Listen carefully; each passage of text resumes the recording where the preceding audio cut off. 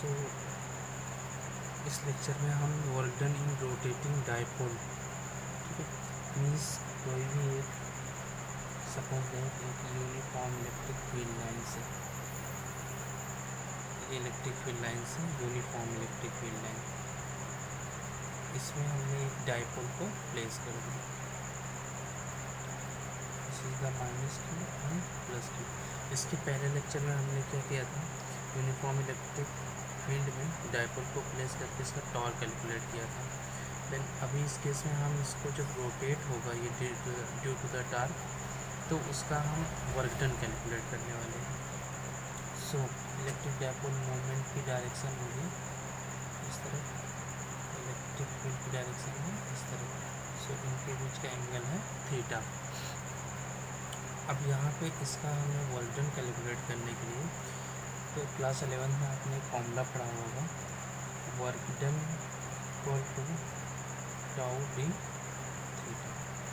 ये फॉर्मूला होता है जब कोई ऑब्जेक्ट रोटेशनल मोशन कर रही होती है तो उसका वर्क डन निकालने के लिए हम एक फॉर्मूला यूज़ करते हैं, integration tau d theta. Then हमने इसके पहले टाउ इसका कैलकुलेट किया, मीन्स टॉप इसका कैलकुलेट किया है पी ई साइन थीटा। ये वैल्यू हम यहाँ पे पुट कर देंगे। अच्छा, एक चीज़ दूसरी चीज़ ये, इसको रोटेट करने में हम कितना, यहाँ पे θ1 एंगल से θ2 यहाँ पे एक लिमिट लगा देंगे, बिकॉज अभी ये मान लीजिए 30 डिग्री पे रखा है, अब 30 से इसको रोटेट करके हम 60 ले जाए, सो θ1 से θ2।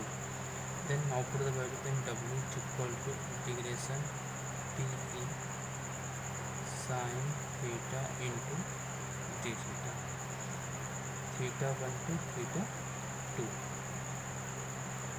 सो अब यहाँ पे हमें क्या दिख रहा है कि पी ई कॉन्स्टेंट है, मीन्स इसका डायपोल इलेक्ट्रिक डायपोल मूवमेंट और इलेक्ट्रिक फील्ड इसके रोटेट होने पे ये वेरी नहीं करेगा, बट इसके रोटेट होने पे एंगल चेंज होगा, सो साइन पूरा ये चेंज हो रहा है। तो सो पी ई को बाहर कर देंगे बिकॉज ये दोनों कांस्टेंट टर्म है और ये वेरिएबल हो गया।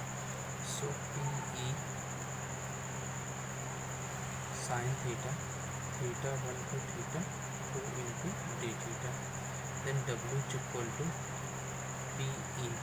अब आपको बताते हैं साइन थीटा का जो इंटीग्रेशन होता है ये होता है माइनस कॉस थीटा।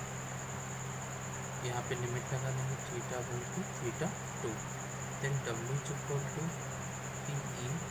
अब यहाँ पे एक बार अपर लिमिट इसकी प्लेस करते हैं, लोअर लिमिट, और इस माइनस साइन को हम बाहर कर देंगे तो क्या हो जाएगा cos θ2 माइनस cos θ1।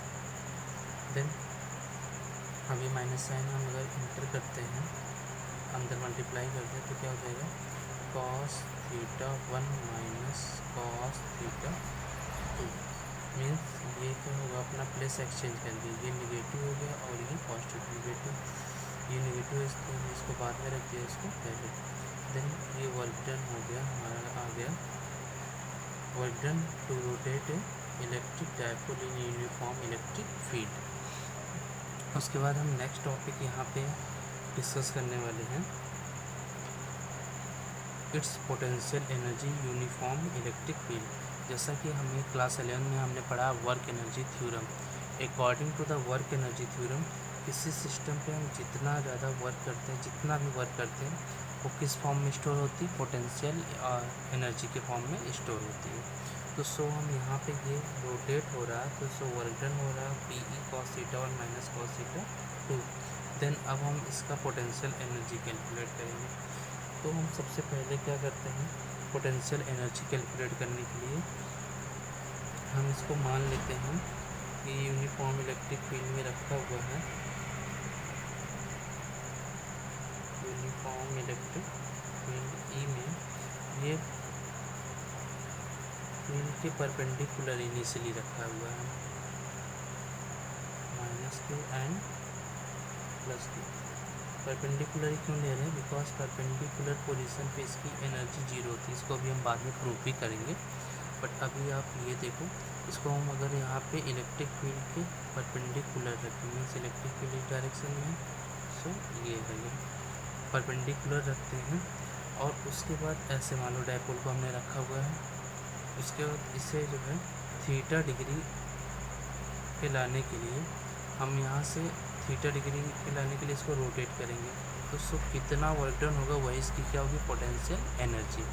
तो इस केस के लिए हम कहेंगे थीटा 1 की वैल्यू हो जाएगी 90, मीन्स इनिशियली ये कैसा रखा हुआ 90 डिग्री पे, बिकॉज यहाँ पे थीटा 1 क्या है, थीटा 1 एंड थीटा 2, थीटा 1 क्या है initial angle, theta 2 final angle. Theta 1 की वैल्यू 90 डिग्री एंड थीटा 2 की वैल्यू, अब इसको यहाँ से रोटेट करके इस पोजीशन पे ला दो, मान लीजिए इस पोजीशन पे, जो कि इलेक्ट्रिक फील्ड से थीटा डिग्री, तो थीटा 2 की वैल्यू हम क्या लिखेंगे, थीटा। तो ये दोनों वैल्यू हम वर्क डन के फॉर्मूले में पुट करते हैं, देन क्या आ जाता है पी ई कॉस थीटा 1 की value 90 minus cos theta, then W equal to P E, ये हो जाएगा 0 minus cos theta. So W equal to 0 means minus P E cos theta, ये आ गया अपना फॉर्मूला। अब इसको हम इस तरीके से भी लिख सकते हैं डॉट प्रोडक्ट के फॉर्म में, minus vector P dot vector E, because electric dipole moment भी वेक्टर क्वांटिटी है और इलेक्ट्रिक फील्ड भी वेक्टर है, सो हम पी डॉट ई के फॉर्म में लिख सकते हैं इस तरीके से ये। और यही क्या होगी, डब्ल्यू जितना वर्क डन इसको 90 डिग्री से थीटा डिग्री में लाने के लिए किया जाता है, वही इसका क्या होता है पोटेंशियल एनर्जी। तो W equal to U equal to minus P cos theta और माइनस पी डॉट ई।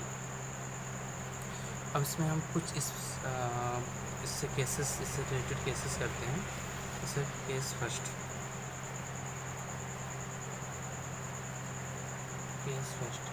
इसकी हम पोटेंशियल एनर्जी अलग अलग पोजीशन में फाइंड करेंगे। मीन्स सबसे पहला है when theta is equal to 0। अब थीटा की वैल्यू 0 हो तो क्या होगा, थीटा की वैल्यू 0 होने का मतलब ये है कि जैसे कि ये इलेक्ट्रिक फील्ड है, इस इलेक्ट्रिक फील्ड में डायपोल को इसी के अलांग रखा हुआ, मीन्स माइनस क्यू और ये है प्लस क्यू, इसका डायपोल मोमेंट पी और इलेक्ट्रिक फील्ड ई दोनों सेम डायरेक्शन में है। तो उस केस में इसकी एनर्जी अगर हम पोटेंशियल एनर्जी कैलकुलेट करें तो हो जाएगा v equal to V that minus P cos theta, theta की वैल्यू कितनी है 0 होगी, तो देन v इक्वल टू क्या आ गया माइनस पी ई। इस केस में ये हो गई एनर्जी। उसके बाद दूसरे केस में, केस सेकेंड में थीटा इज इक्वल टू 90। अब यही इसके पहले हमने एज्यूम किया था, जैसे ये है इलेक्ट्रिक फील्ड, इस इलेक्ट्रिक फील्ड में हमने इलेक्ट्रिक डायपोल को इस तरीके से रख दिया माइनस के प्लस के। सो इलेक्ट्रिक डायपोल मूवमेंट की डायरेक्शन क्या होगी, अपवर्ड, और इलेक्ट्रिक फील्ड होगी हॉरिजॉन्टली। तो इस केस में भी आप देख सकते हो ये क्या है 90 डिग्री है। सो अब यहाँ पे अगर हम फिर से इसकी पोटेंशियल एनर्जी निकालें u equal to minus P E, क्या लिखेंगे कॉस 90, और कॉस 90 की वैल्यू 0 होती है, सो u की वैल्यू हो गई 0। इसीलिए हमने पहले एज्यूम किया था कि जब ये परपेंडिकुलर डायरेक्शन में रखी होती है तो उस समय इसकी पोटेंशियल एनर्जी 0 होती है। उसके बाद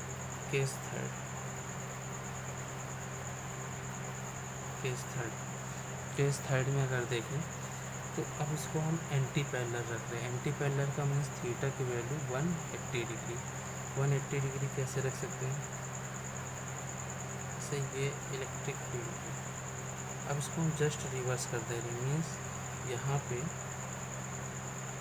प्लस क्यू और यहाँ पे माइनस क्यू। तो इलेक्ट्रिक डायपोल मोमेंट की डायरेक्शन क्या होगी, माइनस चार्ज से प्लस चार्ज की तरफ, मीन्स इस तरफ होगी इलेक्ट्रिक डायपोल मोमेंट डायरेक्शन इस तरफ, और इलेक्ट्रिक फील्ड अगर देखें तो इसकी डायरेक्शन इस तरफ है। सो इनके के बीच एंगल जो होगा थीटा की वैल्यू होगी 180 डिग्री। देन अब यहाँ पे इसका पोटेंशियल एनर्जी अगर हम निकालें तो माइनस पी ई कॉस 180 और कॉस 180 की वैल्यू होती है -1, सो ये हो जाएगा प्लस पी ई। तो आप यहाँ पे देख सकते हो कि सबसे ज़्यादा एनर्जी कहाँ पे है इन तीनों में। अगर हम कंपेयर करें तो सबसे मिनिमम एनर्जी यहाँ पे एनर्जी क्या है, मिनिमम, और यहाँ पे एनर्जी क्या है, 0, और यहाँ पे एनर्जी अगर देखें तो कितनी है, मैक्सिमम है, मैक्सिमम एनर्जी। देन अब यहाँ पे आपको पता भी होगा कि जो भी कोई भी सिस्टम अगर मिनिमम एनर्जी में है तो स्टेबल होता है और मैक्सिमम एनर्जी में है तो अनस्टेबल होता है। तो सो अगर इस केस में ये क्या है, मिनिमम एनर्जी में है, सो आप बोल सकते हो ये stable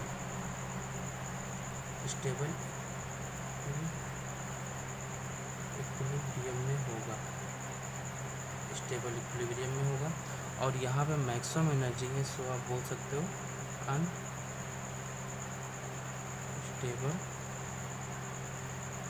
equilibrium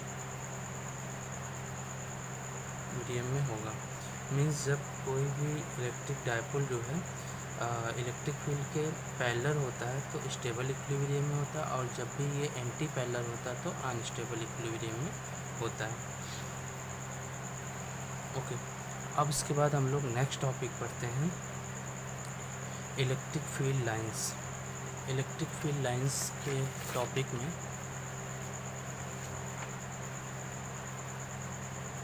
okay, electric line of force या ये बोलते हैं इलेक्ट्रिक फील्ड लाइंस। तो इसका मतलब क्या होता है, इलेक्ट्रिक लाइन ऑफ फोर्स या इलेक्ट्रिक फील्ड लाइंस का मतलब ये होता है, जैसे हमें क्या होता है, इलेक्ट्रिक फील्ड लाइंस दिखाई नहीं देती हैं, ये इनको हमें रिप्रेजेंट करने के लिए क्या करते हैं, एक ग्राफिकल रिप्रेजेंटेशन करते हैं। उसी ग्राफिकल रिप्रेजेंटेशन को ही हम क्या बोलते हैं, इलेक्ट्रिक लाइन ऑफ फोर्स और electric field lines, electric line of force और इलेक्ट्रिक फील्ड लाइंस बोल सकते हो आप।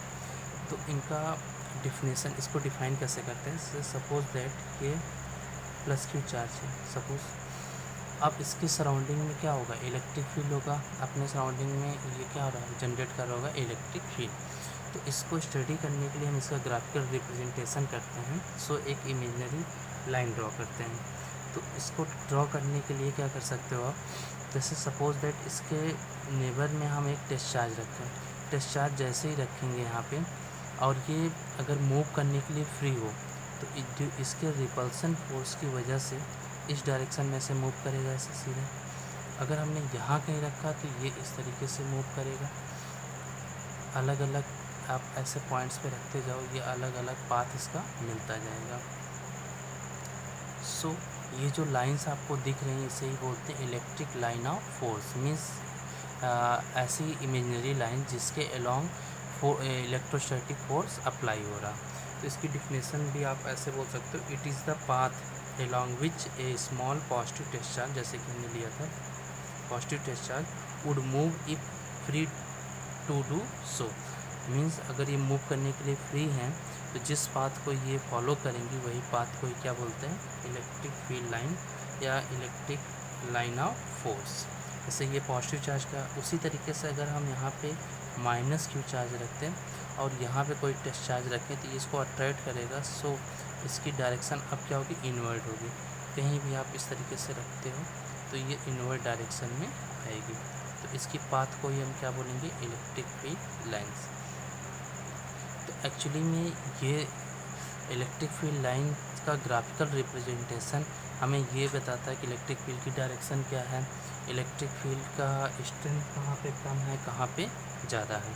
जैसे इनकी रिलेटिव क्लोजनेस से हमें पता चलता है इलेक्ट्रिक फील्ड लाइंस कहाँ पे स्ट्रेंथ, इलेक्ट्रिक फील्ड की स्ट्रेंथ कहाँ कम है, कहाँ पे ज़्यादा है। तो जैसे हम कुछ और भी चार्ज सिस्टम का हम इलेक्ट्रिक फील्ड लाइंस अगर देखें तो जैसे कि two equal and opposite point charges हो, मीन्स ये आइसोलेटेड पॉजिटिव चार्ज था, आइसोलेटेड ये नेगेटिव चार्ज है। लेकिन अगर हम यहाँ पे टू चार्ज सिस्टम देखें, जैसे कि एक पॉजिटिव चार्ज है, एक क्या है, ये नेगेटिव चार्ज है, तो इनकी इलेक्ट्रिक फील्ड लाइन्स अगर हम यहाँ पे टेस्ट चार्ज रखते हैं तो ये इसको रिपेल करेगा, इस तरफ आएगा, तो दैट मीन्स ये फील्ड लाइन यहाँ पे कहीं रखते हैं तो ये इस तरीके से ये रिपेल करेगी, अट्रैक्ट दिस, तो ये इलेक्ट्रिक फील्ड लाइन्स इस तरीके से ड्रॉ होती जाती है। सो ये क्लोज कर्व बना रहा होगा।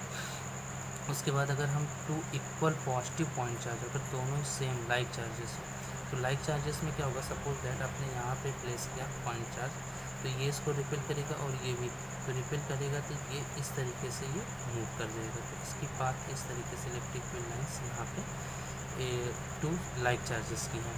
और अगर हम यहाँ पे between two opposite charge plate हो, एक पॉजिटिव चार्ज प्लेट हो, एक नेगेटिव चार्ज प्लेट हो, इनकी इलेक्ट्रिक फील्ड लाइन्स अगर देखें तो आपको इस तरीके से पैरेलल लाइन्स मिलेंगी। तो बिकॉज यहाँ पे अगर हम मान लीजिए टेस्ट चार्ज रखते हैं तो ये इसको रिपेल करेगी, ये अट्रैक्ट करेगा, स्ट्रेट जाएगा। कहीं भी अगर रखते हैं इस तरीके से तो किसी भी चार्ज के इनफाइनाइट इलेक्ट्रिक फील्ड लाइन्स हो सकते हैं, ऐसा कोई नंबर इनका डिफाइंड नहीं है। बिकॉज अब यहाँ भी आपने चार्ज रख दिया, सो यहाँ से इस तरीके से पाथ बन जाएगा। कहीं भी आप इस तरीके से चार्ज प्लेस करते हो उसकी पाथ को ही हम क्या बोलते हैं, इलेक्ट्रिक फील्ड लाइन्स या लाइन ऑफ फोर्स। ओके, अब इसकी हम प्रॉपर्टी के बारे में डिस्कस करते हैं। Then next properties of electric field lines. Electric field lines की प्रॉपर्टीज़ बहुत ही इंपॉर्टेंट होती हैं इनकी प्रॉपर्टीज़। सबसे फर्स्ट प्रॉपर्टी क्या लिखा हुआ है, the number of field lines emerging from में पॉजिटिव चार्ज और terminating on negative charge is proportional to the charge. That means अगर हम ये कहें फर्स्ट प्रॉपर्टी को एक्सप्लेन करें तो दैट मीन्स चार्ज, जैसे सपोज दैट ये चार्ज है, ये चार्ज जिसका मैग्नीट्यूड जितना ज़्यादा होगा उतना ही ज़्यादा इलेक्ट्रिक फील्ड लाइन्स आप होंगे यहाँ से निकल रही होंगी, मीन्स उतने ही ज़्यादा स्ट्रॉन्ग इलेक्ट्रिक फील्ड लाइन ये जनरेट करेगी। उसी तरीके से अगर ये नेगेटिव चार्ज है तो उतने ही ज़्यादा इस पर इलेक्ट्रिक फील्ड लाइन्स टर्मिनेट करेंगे, बिकॉज ये नेगेटिव चार्ज है। और ये पॉजिटिव चार्ज में उतने ही जितने ज़्यादा इसका चार्ज का मैग्नीट्यूड उतना ही ज़्यादा यहाँ से इलेक्ट्रिक फील्ड लाइन जनरेट होगी। ओके, नेक्स्ट क्या है, it's start from A positive charge and and on the negative charge. That means अगर हम यहाँ पे देखें एक पॉजिटिव चार्ज एक नेगेटिव चार्ज है, बिकॉज पॉजिटिव चार्ज से इलेक्ट्रिक फील्ड लाइन निकलती है और नेगेटिव पे टर्मिनेट होते हैं। सो ये पॉजिटिव से नेगेटिव की तरफ मूव करती है, तो ये पॉजिटिव चार्ज से स्टार्ट होकर नेगेटिव चार्ज पे टर्मिनेट कर जाती है। Okay, next property, the relative closeness of electric field lines indicate the electric field strength. For example अगर हम यहाँ पे सपोज दैट ये इलेक्ट्रिक फील्ड लाइन्स किसी भी चार्ज की हैं, तो अब यहाँ पे हम दो से तीन पॉइंट्स ले लेते हैं, ए बी एंड सी। अब जैसे आप देख सकते हो यहाँ क्लोजनेस कम है, सो यहाँ पे स्ट्रेंथ ज़्यादा होगी। यहाँ पे यहाँ पे क्लोजनेस इसकी ज़्यादा है, सो यहाँ पे इलेक्ट्रिक फील्ड ज़्यादा होगी। यहाँ पे क्लोजनेस कम है, सो यहाँ पे कम, तो मतलब सबसे ज़्यादा स्ट्रेंथ कहाँ होगी, ए पे, देन बी पे, देन सी पे। इसकी रिलेटिव क्लोजनेस से हमें ये पता चलता है कि कहाँ पे इलेक्ट्रिक फील्ड स्ट्रेंथ ज़्यादा है, कहाँ पे कम है। उसके बाद है next, at any point the tangent of a field line give the direction of electric field at that point. That means क्या है, सपोज दैट ये कोई suppose that electric field lines move कर रही है, मीन्स अगर ये पॉजिटिव चार्ज रहा होगा और ये नेगेटिव चार्ज ये मूव कर रही है। अब हम इसके किसी भी पॉइंट पे अगर हम सपोज दैट इस पॉइंट पे ये जानना चाहते हैं कि इलेक्ट्रिक फील्ड की डायरेक्शन क्या होगी, बिकॉज ये कंटिन्यू इसकी डायरेक्शन क्या हो रही है, चेंज हो रही है। तो किसी पर्टिकुलर पी पॉइंट पे हमें ये पता करना है कि इस पॉइंट पे इलेक्ट्रिक फील्ड की डायरेक्शन क्या होगी, तो उसके लिए हम इस पॉइंट का एक टेंजेंट ड्रॉ करेंगे। ये टेंजेंट ही हमें इस पॉइंट पे इलेक्ट्रिक फील्ड की डायरेक्शन को रिप्रेजेंट की। जैसे कि अब यहाँ पे देखें इलेक्ट्रिक फील्ड की डायरेक्शन, तो यहाँ पे हम टेंजेंट ड्रॉ करेंगे तो ये होगी कहीं। तो यहाँ पे आप देख सकते हो हर कर्व के हर पॉइंट पे ये इलेक्ट्रिक फील्ड की डायरेक्शन कंटिन्यू चेंज हो रही है। सो ये टेंजेंट ही इलेक्ट्रिक फील्ड की डायरेक्शन को रिप्रेजेंट करता है। नेक्स्ट, इट्स लीव और enter the charge surface normally. बहुत ही इंपॉर्टेंट प्रॉपर्टी है, प्रॉपर्टी नंबर 5। मीन्स जैसे सपोज दैट ये कोई कंडक्टर है, कंडक्टर मीन्स चार्ज बॉडी है। इस चार्ज बॉडी पे अगर ये इलेक्ट्रिक फील्ड लाइन निकल रही होगी तो भी परपेंडिकुलर निकलेगी, या कहीं से इसमें इंटर करेगी तो भी यह सरफेस के परपेंडिकुलर ही इंटर करेगी। ऑलवेज ये रूल होता है। कभी भी ऐसे किसी एक्यूट एंगल पे ये ना यहाँ से इमर्ज आउट कर सकती है, लीव कर सकती है, और ना ही इसमें इंटर कर सकती है। तो ये कंडीशन में ये नहीं हो सकती। सिर्फ और सिर्फ ये नॉर्मली किसी सरफेस को नॉर्मली लीव करती है या उसमें इंटर करती है। उसका हम छोटा सा एक्सप्लेनेशन यहाँ पे देखेंगे, ऐसा क्यों होता है। उसके लिए यहाँ पे सिंपली सपोज़ हम मान लेते हैं कि ये यहाँ पे इलेक्ट्रिक फील्ड लाइन्स, इस चार्ज ऑब्जेक्ट से इलेक्ट्रिक फील्ड लाइन जो है एक्यूट एंगल पे इमर्ज आउट कर रही है, इलेक्ट्रिक फील्ड लाइन्स।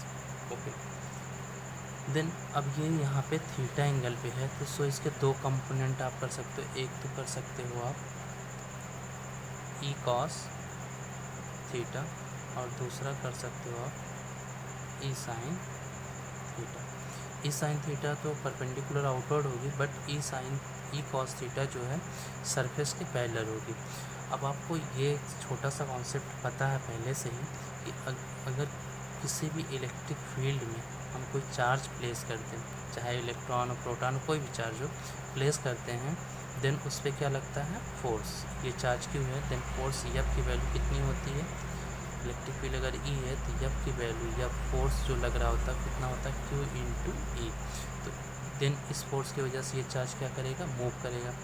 तो यहाँ भी अगर ऐसा हुआ, ये एक्यूट एंगल पे गई, तो इसका ये जो कंपोनेंट है ई कॉस थीटा जो है सरफेस के पैरेलल होगा, और सरफेस के पैरेलल होगा तो इसके अंदर जो भी इलेक्ट्रॉन या प्रोटॉन होंगे उस पर क्या लगेगा, फोर्स लगेगा due to the electric field E cos theta की वजह से। एंड देन फोर्स की वजह से क्या होगा, फोर्स कितना लगेगा, ई की वैल्यू कितनी, ई cos theta into charge suppose करते हैं ई होगा, तो देन ई कॉस थीटा उस पर क्या लगेगा, फोर्स, और उस फोर्स की वजह से ये इसमें मूव करेगा। और कोई भी अगर चार्ज किसी भी बॉडी के अंदर यूनिफॉर्मली मूव करता है देन करंट प्रोड्यूस होती है, जबकि कभी भी हमने देखा किसी भी चार्ज ऑब्जेक्ट के अंदर करंट नहीं होती, चार्ज के फ्लो करने पे करंट होती है। किसी भी जब भी चार्ज जो है रेस्ट पोजीशन पे होता है तो वहाँ पे, या मतलब सिंपली अगर हम इसको चार्ज कर दें, अब ये चार्ज बॉडी है तो इसमें करंट नहीं हो सकती, ओनली चार्ज यहाँ पे एग्जिस्ट करेगा रेस्ट पोजीशन में। तो इसीलिए हम ये बोलते हैं कि कभी भी इलेक्ट्रिक फील्ड लाइंस जो है एक्यूट एंगल पे लीव या इंटर नहीं कर सकती, सिर्फ और सिर्फ ऑलवेज क्या करती हैं, सरफेस के परपेंडिकुलर ही करती है। जब ये परपेंडिकुलर होगी तो इसका ये कंपोनेंट, बिकॉज ये 90 हो जाएगा, ई कॉस 90, तो सो इसकी वैल्यू हो जाएगी 0। तो हॉरिजॉन्टल कंपोनेंट 0 हो जाता है, सिर्फ और सिर्फ वर्टिकल कंपोनेंट रहता है, तो जिसकी वजह से ये बैलेंस बना रहता है। Okay, next electric field lines can not pass through a conductor, so electric field inside a conductor is 0। तो इसका एक्सप्लेनेशन हम देखते हैं। इस पॉइंट में ये कह रहे हैं, ये पॉइंट नंबर 6, इसमें ये बोल रहे हैं कि किसी भी कंडक्टर से, सपोज ये कोई कंडक्टर है, इस कंडक्टर से इलेक्ट्रिक फील्ड लाइंस पास नहीं कर सकती हैं। उसका रीज़न देखते हैं। सपोज़ यहाँ पे कोई कंडक्टर है और इस कंडक्टर पे हमने इलेक्ट्रिक फील्ड लाइंस इंसिडेंट किया, ये इलेक्ट्रिक फील्ड लाइंस इंसिडेंट हो गई। जैसे ही इलेक्ट्रिक फील्ड लाइन इस कंडक्टर पे इंसिडेंट होगी तो आपको पता है कि इस कंडक्टर के अंदर क्या होता है, इलेक्ट्रॉन होता है, और उस इलेक्ट्रॉन पे इस इलेक्ट्रिक फील्ड की वजह से क्या लगेगा, फोर्स। और फोर्स किस डायरेक्शन में लगेगा, इलेक्ट्रॉन अगर सपोज दैट किसी इलेक्ट्रॉन अगर हम कहाँ पे रखते हैं, इलेक्ट्रिक फील्ड में, उस पर फोर्स जो होती है इलेक्ट्रिक फील्ड के जस्ट अपोजिट लगती है। तो इसका मतलब इसके अंदर जितने भी किसी मेटल मीन्स कंडक्टर के अंदर फ्री इलेक्ट्रॉन होते हैं, और फ्री इलेक्ट्रॉन के ऊपर इस इलेक्ट्रिक फील्ड ई की वजह से क्या लगेगा, फोर्स। और फोर्स किस डायरेक्शन लगे, बिकॉज इलेक्ट्रिक फील्ड इस डायरेक्शन में है, इलेक्ट्रिक फील्ड की डायरेक्शन ये है, सो आप कहोगे फोर्स की डायरेक्शन इस तरफ होगी, जस्ट इस डायरेक्शन में फोर्स लगेगा, उसकी वजह से सारे इलेक्ट्रॉन इस सरफेस पे आ जाएंगे। और आपको पता है कि इलेक्ट्रिक फील्ड लाइन टर्मिनेट कहाँ पे करती हैं, निगेटिव चार्ज पे। तो सो सारी की सारी इलेक्ट्रिक फील्ड लाइन्स इस negative charge, induce negative charge पे क्या करेंगी, टर्मिनेट हो जाएंगी। और जैसे यहाँ पे नेगेटिव चार्ज आता है उसी टाइम पे, बिकॉज यहाँ पे इलेक्ट्रॉन शिफ्ट हुआ है इस डायरेक्शन में, तो सो यहाँ पे इलेक्ट्रॉन की डिफिशियंसी हो गई और यहाँ पे क्या आ गया, इस सरफेस पे पॉजिटिव चार्ज। एक रीज़न, एक लॉजिक ये भी बोल सकते हैं कि इलेक्ट्रिक फील्ड की वजह से जो प्रोटॉन होंगे उस पर इसी डायरेक्शन में फोर्स लगेगी, सो प्रोटॉन मीन्स पॉजिटिव चार्ज इस तरफ शिफ्ट हो जाएंगे जस्ट अपोजिट सरफेस पे, तो जिसकी वजह से फिर से पॉजिटिव चार्ज की वजह से क्या होता है, इलेक्ट्रिक फील्ड लाइंस स्टार्ट होती हैं। सो यहाँ से new electric field lines start होंगी। दैट मीन्स यहाँ पे कंक्लूजन ये निकल के आता है कि इसके अंदर इलेक्ट्रिक फील्ड क्या है, जीरो है। मीन्स इसके अंदर से इलेक्ट्रिक फील्ड लाइन पास नहीं हो पा रही है। यहाँ पे हुआ क्या, पहले इलेक्ट्रिक फील्ड लाइन इस सरफेस पे टर्मिनेट हो गए, उसके बाद फिर यहाँ से री स्टार्ट हुई, दोबारा से यहाँ से जनरेट हुई। तो देन आप बोल सकते हो कि electric field lines inside the conductor is always zero. कोई भी मेटल कंडक्टर उसके अंदर हमेशा इलेक्ट्रिक फील्ड जीरो हो, चाहे वो सॉलिड हो चाहे वो हॉलो हो, दोनों केस में ये इलेक्ट्रिक फील्ड जीरो होती है। नेक्स्ट है के property number 7, electric field lines never intersect each other. Electric field lines कभी भी एक दूसरे से इंटरसेक्ट नहीं करती। 7 क्या है कि suppose that two electric field lines ये मूव कर रही है,